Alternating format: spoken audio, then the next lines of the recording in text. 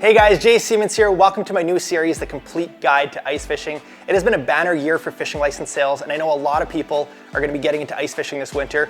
I got a 10-part series coming your way, brought to you by Travel Manitoba, teaching you everything you need to know to get on the ice.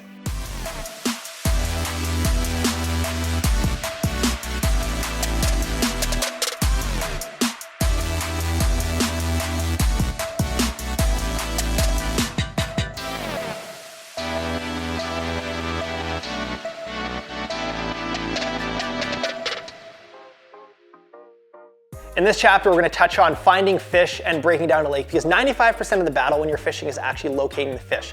And the point of this chapter is not, how to match up a shoreline and find someone else's spot. It's to figure out the bigger seasonal movements and the fundamentals of where these fish might be. And that's what makes a great angler, is knowing where they transition from year to year and where they're most likely to be.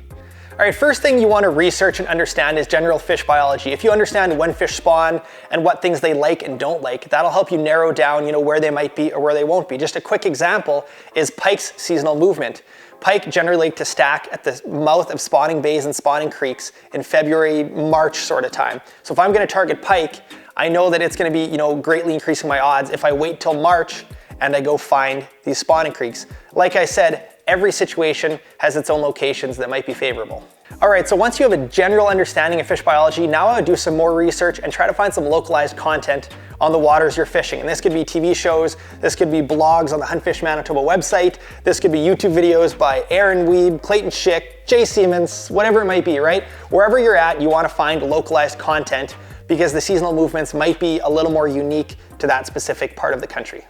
All right, one of the biggest parts of e-scouting is looking at maps. And maps can take a couple different forms. You've got your digital maps that you can download. There's different apps depending on where you live. There's some that may have your local lakes charted. You can look at them on your phone as well. There's GPS chips that you can buy that go into your fish finder. And the bonus of that is it'll put you directly on the spot. You can get paper maps as well, but a paper map, if you're looking for a main lake hump, you're kind of guessing and checking, trying to get on the spot. So even if you don't have a graph that has that map chip capability, you know what, download an app, get it on your phone. And on that same topic, if your lake isn't charted, which is the case for a lot of our lakes in northern Canada, gotta use Google Maps. If it's a clear enough lake, you can just get those little clues. You can see those main lake points that extend, those humps, and depending on what you're targeting and what the fish might be relating to, you know what, you can just follow Google Maps and get yourself right on the spot. And now that you're out on the lake, it's so important to drill holes. That can be the difference between success and failure. A lot of people envision ice fishing as drilling a hole, sitting on a bucket, and that's your day. But no, sometimes when we're ice fishing, and depending on what you're fishing for, you might drill 50, you might drill 100 holes a day. So do not give up, because so much of the game, like I mentioned, is locating those fish.